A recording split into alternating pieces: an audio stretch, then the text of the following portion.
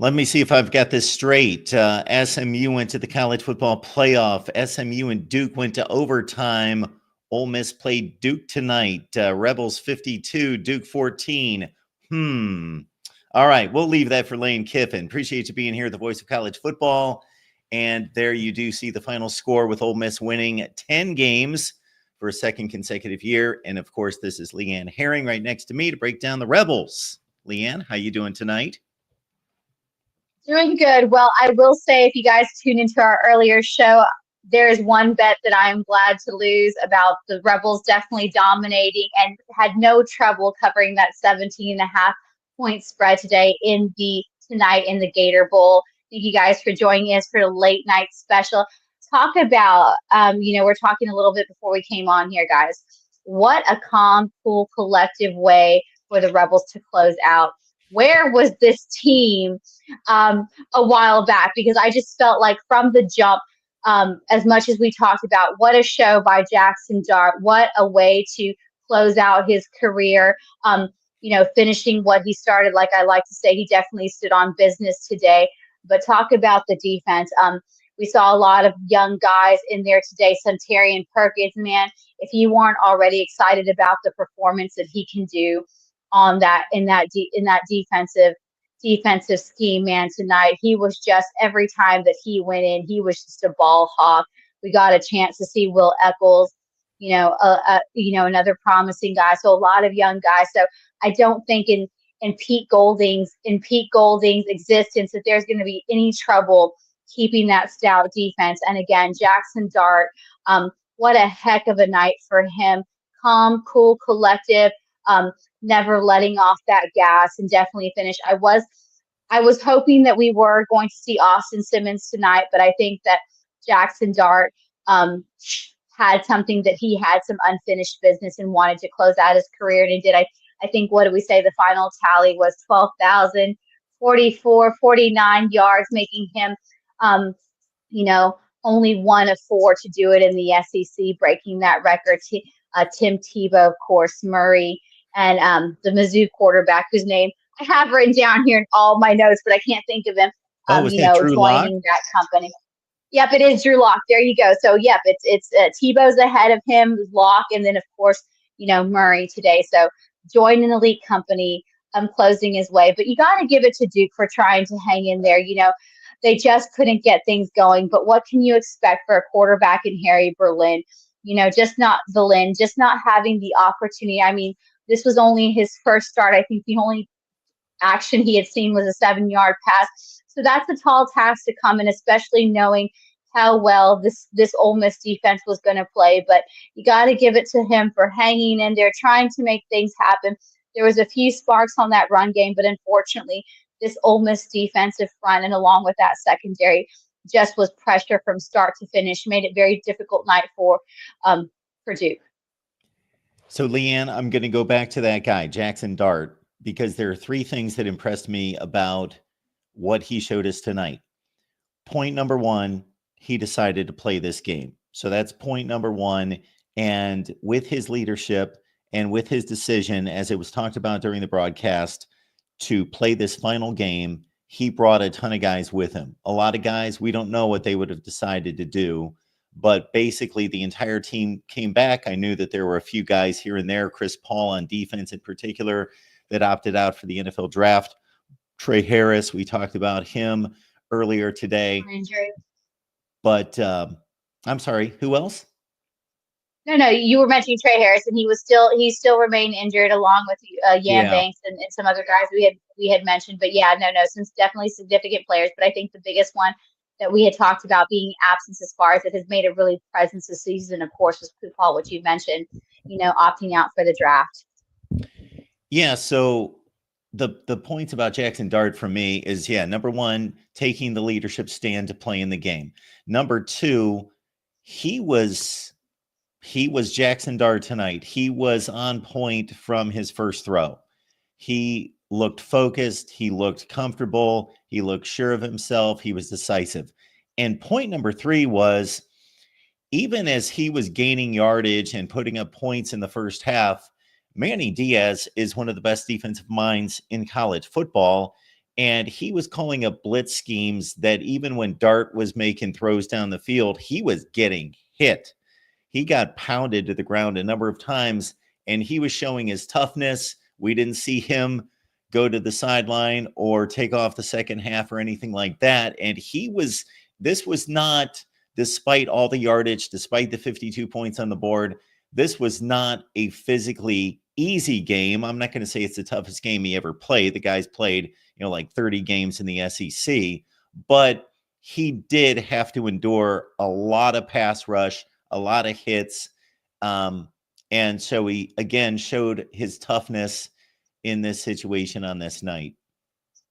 No, he definitely did. And, not only did we see his physicality in this one, I mean, you can tell a lot, they say, when you watch a player's jersey, and he definitely, he was not flinching. He was not faltering. I think that that's one of the sentiments we've heard all season despite the outcomes of some of these matches. I think that's why so many of these guys were so willing to not only participate in this bowl game and not opt out, but I think we talked about a lot about the last dance, and he definitely, like I said, exited, is going to leave his mark not only in Ole Miss history but as well as SEC history. And you gotta love the calm, cool collectiveness. Like I said it before we went on, where was this team in so many situations? Because I felt, and maybe because there was not that pressure of a playoff game, that I felt this Ole Miss team, I've always said throughout the course of this season, I felt like the best time that Ole Miss really played their best ball, especially on the offensive side of the ball, was ball distribution.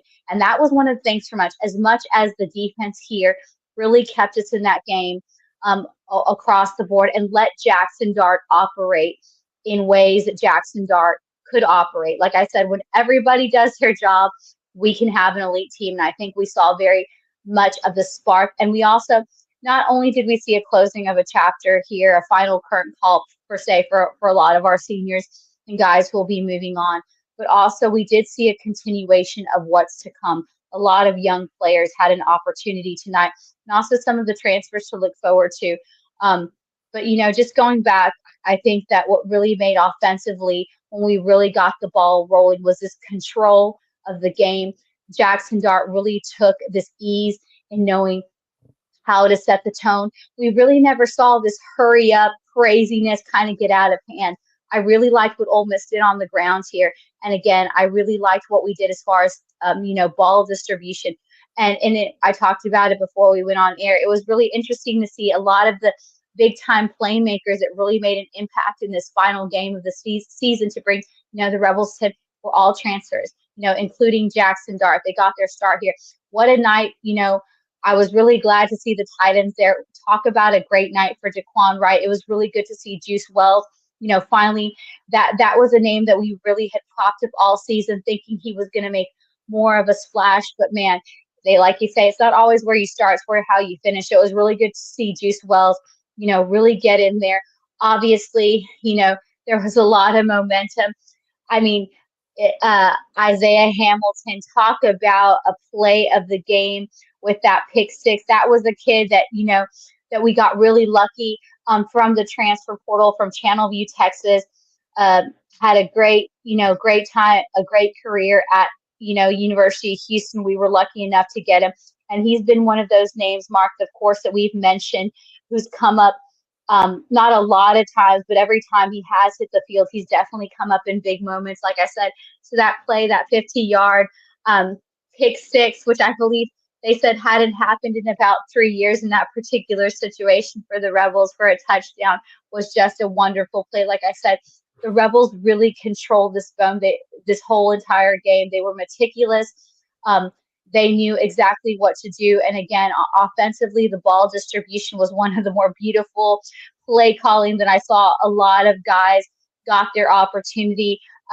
Ulysses Bentley, I know a lot of the rumblings, like I like to call him, even though we talked about him in the portal, it was kind of a bittersweet seeing Ulysses Bentley, because I was talking to, before we came on air, some of the fans, saying shoulda, woulda, coulda. What would the storyline have been had we used Bentley a lot different? Obviously, we thought we did see some bits and pieces of Logan Diggs, probably not as much as we thought we would see. So I think that the running back still situation still something that we'll try to evaluate.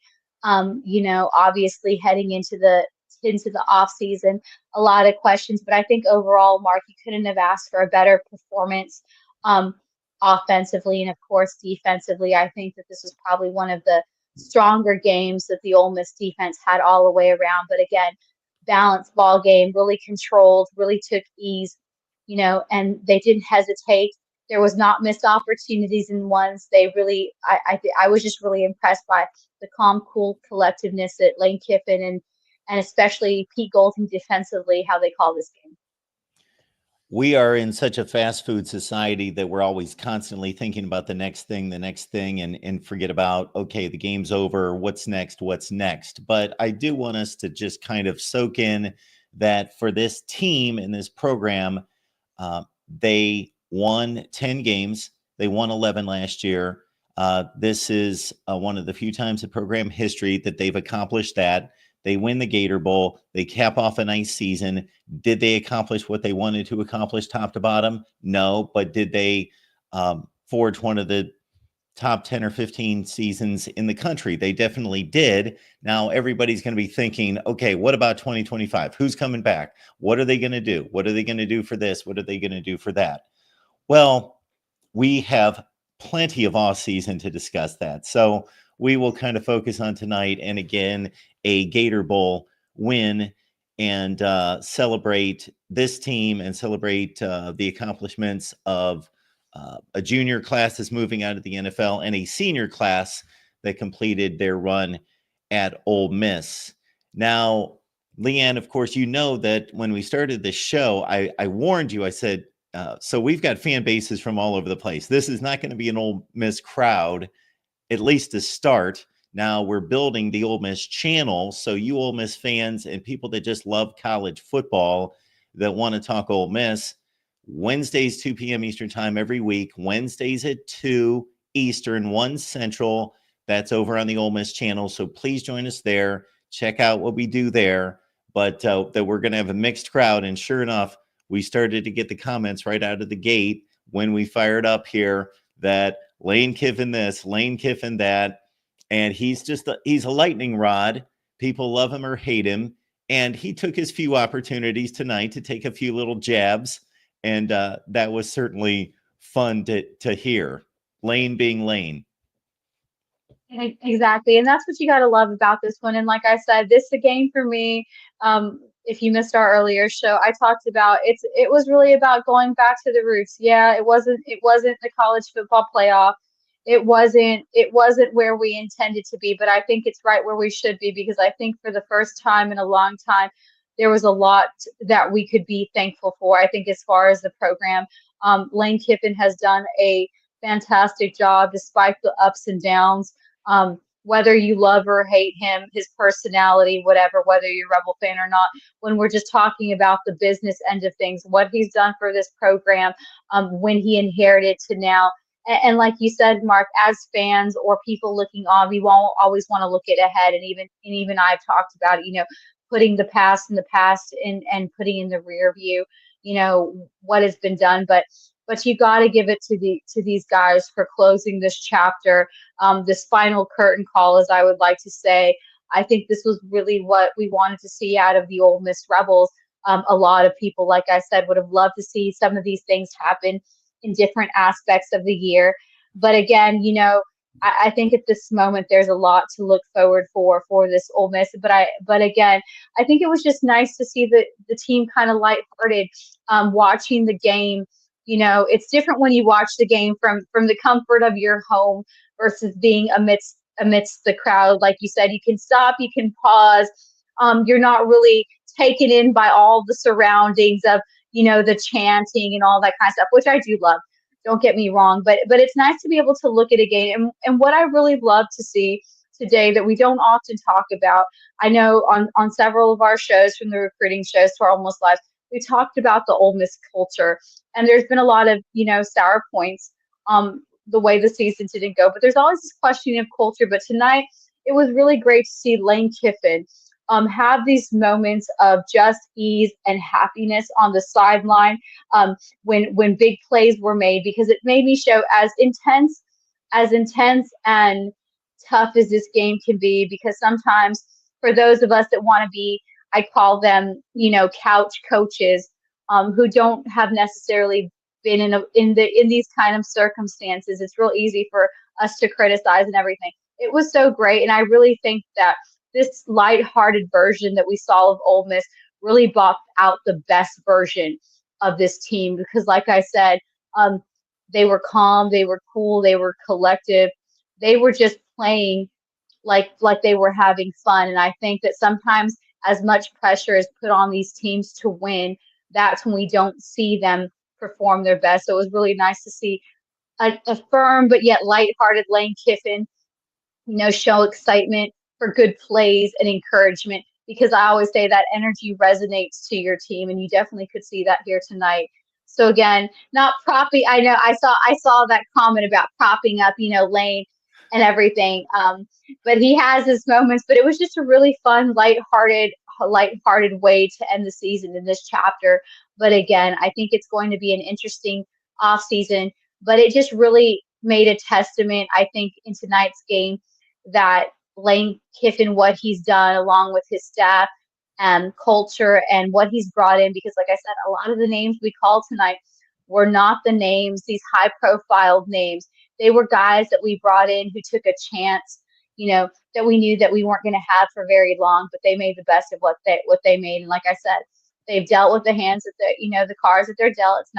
It's not what they wanted to be, but hey, it's where they should be. And I think there's, like I said on the earlier show, there's a lot of things to be excited about, and a really good way to close out this chapter in Ole Miss for this season. If anybody's propping up Lane Kiffin, I didn't know that I was that guy. I don't know. I saw that right away. Mark, don't prop up Lane Kiffin again.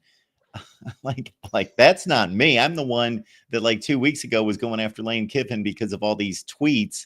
So yeah. No, I thought that was funny. I think, like I said, when we were talking about the recruiting show, when I was talking about Noah Thomas and Donovan Green, I'm not sure if Donovan Green's still up. I know sometimes if he catches the show, man, there was some mad Aggies about that. Just me tweeting about coming to the SIP. I was just like, and and like I said, it's just really interesting. The kind of rumbles and kind of things that will stir up people once you put Lane Kiffin and Ole Miss in the mix. I mean, talk about if you ever wanted to get your analytics up and you wanted to get your tweets and your follows up, those are probably the perfect combination. Just mention Lane Kiffin and the Ole Miss Rebels, even if you're not an Ole Miss Rebel fan or Lane Kiffin fan, because man, it will stir up some stuff. But again, like I said, a great way to close the season. I think there's always work to be done, but I think it'll be a nice plane ride back to Oxford. Obviously, strong win, a credible win. I'm sure that the tweets and everything are probably going out as we speak, because like you mentioned about Lane Kiffin being Lane Kiffin with his little troll comments about the ACC, and that whole business. But again, I just love seeing the side of the Rebels, because I really felt like, they finished strong. They played for the love of the game. And while there's still a lot of holes and things and questions to fill, again, there's a lot to be excited about, and I'll say it again, like I said earlier, there was a lot of young talent. If there was any questions, if we are going to be able to keep up the defense that we have going, I'm pretty sure that we will. Like I said, it was seeing kids like Centurion Perkins, Will Eccles, just those young kids who have really stepped up to the call of duty this whole entire season. And again, it's a testament to Lane Kiffin and his staff and Pete Golding and everybody really just being able to do a good job keeping these guys not only, bought into what Ole Miss is doing, but, just being able to find that balance between young talent, transfer talent, and veteran talent. Okay, Leanne, I did work tonight. I was taking notes during the game, so we're not going to put these notes to waste, are we? Yeah, no, because we both have notes too. Yeah, but mine are chicken scratch that I can't often. But yeah, I'm still, as much as I love technology, I still write old-fashioned notes on a legal pad too. I think I have those in bulk as well. Those are my favorites. So yeah, we can't waste notes. It's a late night. We're up anyway. Rarely do we get to be up this late and talking ball. I personally I always like talking football after everything kind of settles and you've had time to take it in. Especially, I was glad that to talk a little bit of SEC, kind of pump the SEC up, especially after that Georgia Notre Dame game. Talk about another one, man. That was a tough one for Georgia. But man, you gotta give it to Notre Dame and what they did and that head coach and everything. It's gonna be exciting, interesting, and it's just really interesting. Like I said, how the storyline. I mean, you talked about it. You had Ohio State going, Penn State going, and who would have ever thought Texas's first year in the SEC that they would be the only SEC, the new guy in town would be the only one, making a run in the playoffs. It's just like I said. So you just never know. It's been an interesting storyline. Somebody here picked, let's see, at the beginning of the college football playoff, picked Ohio State, Texas, Penn State, and Notre Dame in the semifinals. Wink, wink. Oh yeah, no, you're always on top. Yeah, you're always on top of those things, and that's what you Not gotta always. love about Not you. always. Not always, but you're pretty darn good at all those. You're pretty darn good at all those things. And like I said, but that's what you gotta love about the playoffs, and I really do like the mix of what we're gonna see in the end. Everybody can make their argument. Like I said, this team should be here, this team shouldn't. But I think one thing aside from that, maybe we should expand it to a 14-team playoff. I think another thing, Mark, and I don't know how you feel about it, that and we said it kind of through all the season. Sometimes having that bye week, having that bye time, isn't always the most beneficial. I mean, if you look at it, I mean, it really can hurt a team, and I think we saw it because all the teams that got the bye weeks, they didn't come out on top. I just feel like you lose your momentum. I don't care how good your talent is. And then two, it gives so much room, especially with the day transfer. And we'll talk about it on the portal show. I know a lot of people brought it up. A lot of players and broadcasters brought it up throughout the show that there really needs to be a change of the timing of the portal. And I can see that, and I can agree with that because we're really seeing it now. Because like I said, in a case like Duke, where you got a kid who's a third string quarterback, not taking anything away for its talent. That's a phrase you've heard me sing. But when you put a kid in that situation, because a kid that's, like I said, Malik Murphy decided, hey, portal's open. I have a window. I'm hopping out. In Duke's defense, I'm really interested to see, because if he obviously they have a stud coming in from Tulane. It's Darian Mensky, who we're hearing they invested about $8 million in him. So they're definitely excited. And there was also that topic of, when a kid transfers, why are they not available right then and there? And we did see it, in some instances, but that's another question. If we're going to open the portal, then do we allow the kids that have already committed to us, do we allow them to participate in these bowls? Because, and again, had that been the situation for Duke, I would hope that they would have been in a different situation tonight. It would have been a totally different storyline if your supposedly $8 million quarterback that you just transferred from Tulane was able to participate and had experience. Would that have changed the game? So I think, there's a lot of things, but there was a lot of throughout the games we saw tonight. I think, and it's a valid question. I think that we'll eventually have to talk about at some point. Do we wait and close the portal? And do we wait till after the playoffs are done and then open it up? Because like I said, so many storylines I do believe would have been different in the playoff and the bowl situation had we waited and not opened up the portal the way that we do. Well, Leanne, I definitely think that you and I need to put that on our calendar to tackle those topics here in the next few weeks and months. I don't have all the answers. I do think that it's interesting. The second point that you just brought up, that was brought up during the broadcast, about allowing the guys that just transferred, but at the same time, depending on their role, like let's say a top flight punt returner, kick returner, can that guy get acclimated? Can he learn a skill? The skill's already learned. Can he be inserted into the line? Absolutely. But when you're talking about Darian Mensah going from the Tulane offense to the Duke offense and trying to learn an offense in a couple of weeks, that's just not going to happen. So I understand that suggestion, and it's an interesting one. I don't think that's the way to go. I think the way to go is to delay the process, wait till after the season, and then maybe push back spring practice. But again, those are topics that we can hit on The Portal throughout. Show. That's why you guys tune into the Portal Show that we usually have every Tuesday, every day. So yeah, that's definitely a topic to hit.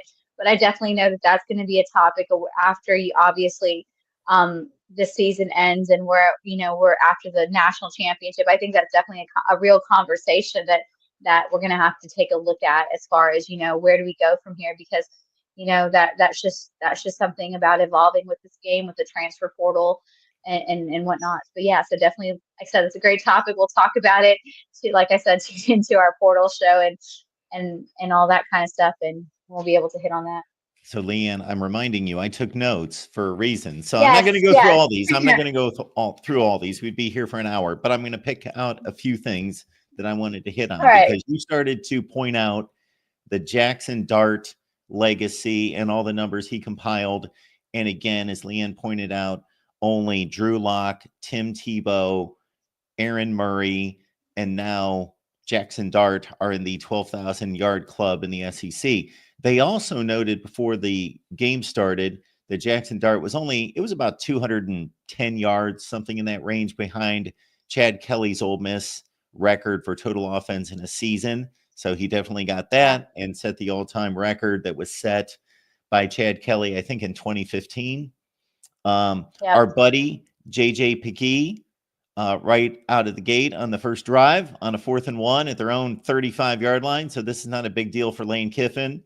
And now I see that it's not a huge deal for a lot of coaches to go for it. You don't even blink anymore when it comes. 10 years ago, if we'd be watching a game and a coach would go for it at their own 35-yard line on 4th and 1, we would think that they were insane. But JJ Pegues comes in and he barrels about 4 dudes over and picks up about 4 or 5 yards. No, like I said, it was great to see. It was great to see him. Like they say, they call him the mayor of Oxford for a reason. It's been a pleasure to watch him.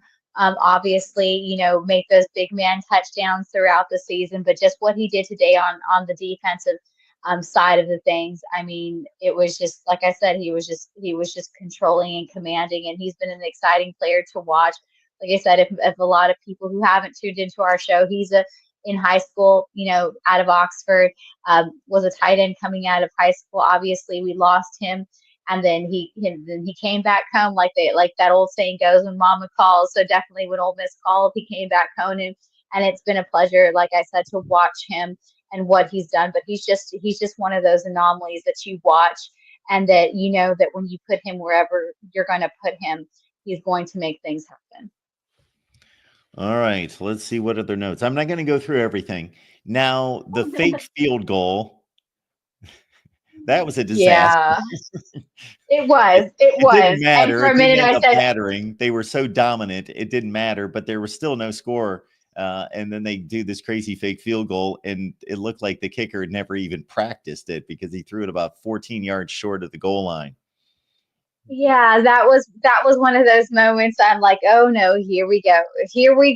This is where we try. And then there was a lot of people commenting. They're like, we got control of this game. Why are we doing fake plays like that? And I can see. I mean, I understand maybe for the whatever you want to call them, but yeah, I just think that was one that really, like you said, didn't seem like it was gone over too well during practices. And again, I'm glad that it worked out the way that it went out, because those were one of those instances where it could have easily been that we talked about Ole Miss shooting itself, in the foot.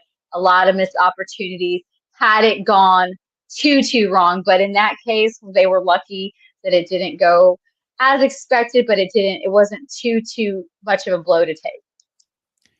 The total yardage at some point in the first quarter was 195-12.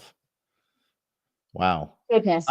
You talked about Logan Diggs earlier today, and he got one touch through the air. He got one touch as a running back.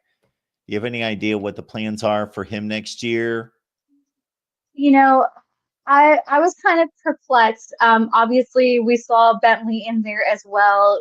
Bentley had his moment, and of course, the fan base was kind of in that moment of not nostalgia, but could have, would have, but why didn't we use Blue Bentley more? Because look at what he does. And it's true. It's hard when he doesn't get the ball.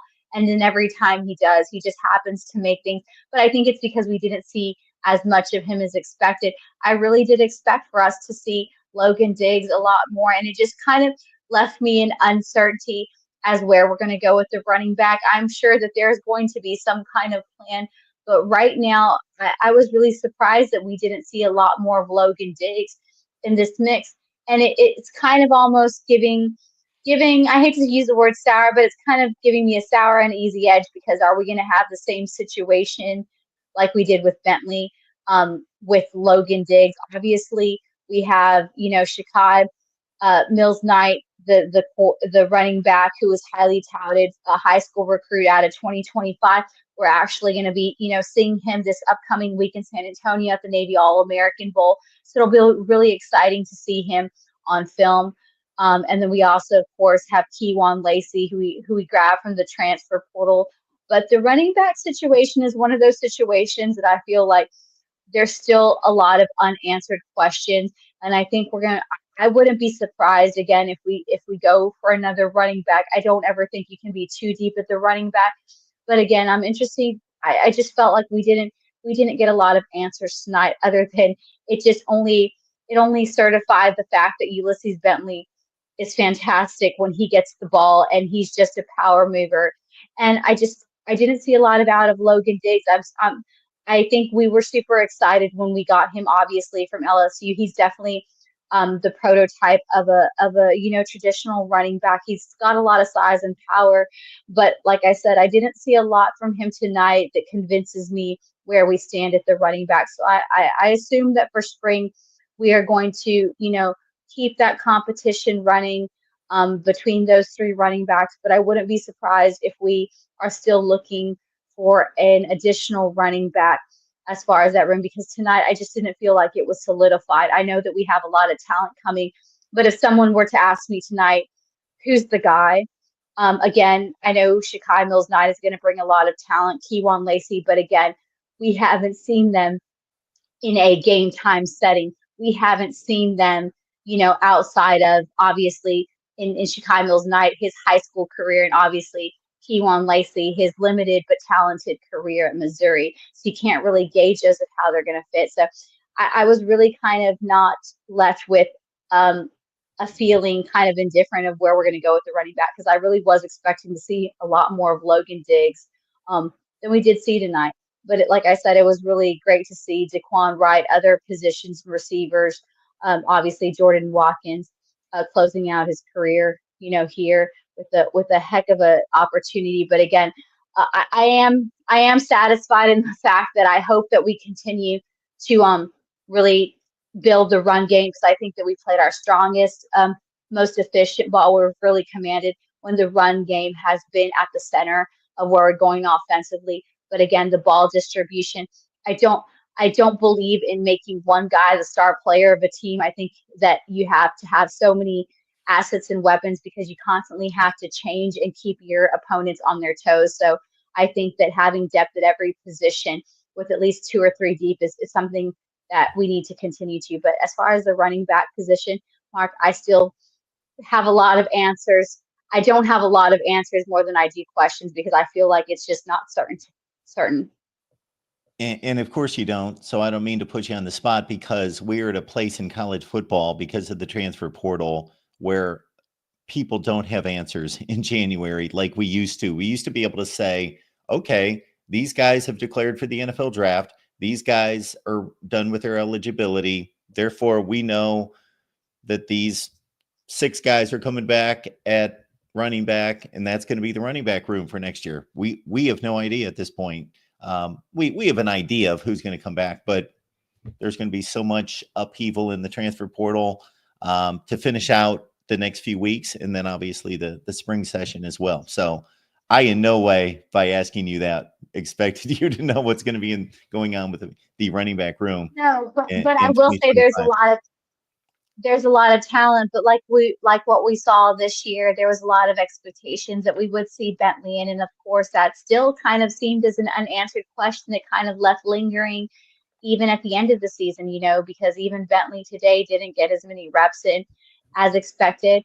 But he definitely got more action that he's probably seen all season. He definitely got more action Logan Diggs. So that's really, like I said, one of all the positions offensively, that's probably the least one that I feel got a lot of answers tonight, as far as where we're going. But I mean, like I said, I think the running back room, as far as talent wise, is there. I think there's a lot of great talent ahead from the transfers that we got in, and obviously who stays and who goes. But it'll be interesting to see about where they're going to put Logan Diggs, because again, Logan Diggs was a transfer that we got from LSU that we're extremely excited about, but we really haven't really seen a lot out of him. So I just wonder how we're going to center our offense around him, down the stretch. But again, I'm not worried about the talent that's there. I'm just worried how we're going to utilize, where we go into this off season, because like you said, there's so many other factors. But I think we do I think we do go out there and get one more running back, or at least go test the waters. Maybe not in this winter one, but we go, I was kind of looking back at last season, what we did. A lot of our signees came in that later spring portal. So Lane Kiffin, there's always a method to his madness. So I wouldn't be surprised if he decides to maybe hold it out, and try to go for a running back if he doesn't see what he likes. That's the one thing about Ole Miss. They're not just going to go after someone because they're highly touted or because, of other reasons. Lane Kiffin's done a really good job about being picky and meticulous, and rightfully so. And we definitely saw it tonight. It pays off in the long run. So if Ole Miss doesn't go for a running back in this winter portal, again, another fourth edition, then I do expect them to maybe test the waters during the spring one. So, Leanne, if you don't mind, I'm going to address this comment by Ohio Cat Eater. There are a lot of great people that come from Ohio, by the way, but Ohio Cat Eater, I don't know if you're one of them, but anyway, SEC is highly overrated this year, and Mark should admit to that. Okay, here's my statement, Ohio Cat Eater. The SEC has been the best conference in college football for about 15 to 20 years. Let's put that aside. We're evaluating this year. Understand that right now in the bowl season, the SEC is, I believe I saw the numbers on ESPN tonight. I don't want to run through them in my head. I believe 8-6, and the Big Ten is 8-5. Okay, is that all there is to it? Of course not. The SEC had a much better non-conference season during the regular season than the Big Ten. I made the statement the other night when people were all over me going, you're always saying the SEC is the best conference, and it's not the best conference, and look at the Big Ten. I said, can we just wait till Oregon, Ohio State, Penn State out of the Big Ten, and Texas and Georgia play out of the SEC? Let's just see the rest of the college football playoff. Can we do that? Because I will do what I do every year, and once the season's over, I will go through all the results from all the conferences, and I will rank them, and it will have nothing to do with any kind of bias or what I thought in August. It will have everything to do with the results on the field. And right now, it does appear that the top teams in the Big Ten are the best in the country. But what if Texas goes out and beats Ohio State, and Notre Dame beats Penn State, and then Texas wins the national championship? We would have to seriously recalibrate some things. So let's just let a few more games be played, and we will fairly evaluate everything. Ohio Cat Eater and all the other people that comment to my channel every day about the SEC versus the Big Ten.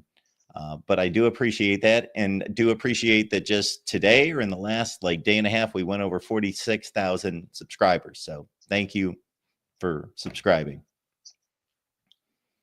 All right. And I can just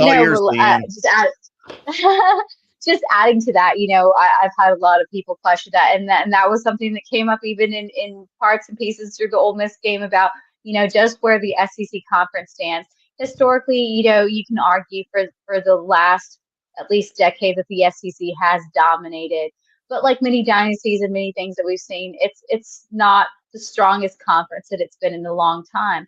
But again, like you said, I mean, right now, as we're looking at it, if you want to look at now in the present, the Big Ten definitely has made its presence known that, it's trying to step ahead and living in the shadows of the SEC. But that's why I think it's time when you see playoffs and things like that, it's giving the opportunity, to really test the waters and see who are really the best teams in the country, and everybody sparks that up for debate, So do I believe the SEC put its strongest footing on the season? No, I don't. And that's just the way the cookie crumbles, and you could argue, well, Texas, like I said, Texas, I don't think a lot of people thought outside the Texas fan base, because I think that they said Texas has been back so many times that they've just made themselves believe it until now, because look, their first season in the SEC, they've had their moments where they've played games down to the wire. Like I said, Arizona State gave them more of a run, I think, than a lot of people expected. But here they are. But again, I think the SEC still is a very strong conference. But like any strong conference, any conference or anything that's always, kind of been has set the bar, is always that one. But I think right now, the Big Ten is definitely making a case for, in many facets, bowl season playoffs that, they're just as strong. So, I mean, that's just how it goes. And that's what you got to love about college football, and I'm honestly glad, as much as I've been embedded in the SEC, and this is really, where I've been for most of my career covering SEC teams, it's always nice to see kind of the tables turn and, other teams and other conferences come in and give a challenge, because like I said, I think that's how you get better as a team, when you play the better opponents. That's what you got to love about playoffs, when, we can argue, well, this team should have been in, but at the moment that team was playing better ball, so they deserve to be in there because, they made the gauntlet. But again, another debate for another time, but it's always glad to see somebody come in and shake up the guy who's been on the top forever. So, I know a lot of SEC fans probably don't like me saying that, but I think at the same time, for us to change and grow as a conference and evolve with the way college football is playing, it's always good to somebody to come in, and try to ruffle our feathers and try to give us a little competition, because that's how you get better. You get to see and hear more from Leanne every Wednesday at 2 p.m. Eastern Time on Ole Miss Rebels Live, right on the Ole Miss channel, with Leanne and Ruby Dreher. And some guy shows up just to hit the record button and let them tell you what's going on. All right. Leanne, anything else? Not really. Like I said, what a great way to close the chapter, Rebel fans. Obviously, a back-to-back, 10-win plus season. That's something the Rebels hadn't do since the late 60s, so that's always something. Again, thank you guys for supporting us all year long in this new venture. Of course, I wish Ruby could have been here, but she's on the road as well for college football playoffs and everything. But again, make sure that you guys like, subscribe, head over to the Ole Miss channel. And if you're not an Ole Miss fan or an SEC fan, there's plenty of channels here on the Voice of College Football that I'm sure will you'll be happy to like and subscribe. A lot of great shows, a lot of great commentators here. And we'll definitely be back and hopefully keep you guys updated with the portal and things coming on. But great win for the Rebels, finally standing on business, closing, and hotty toddy.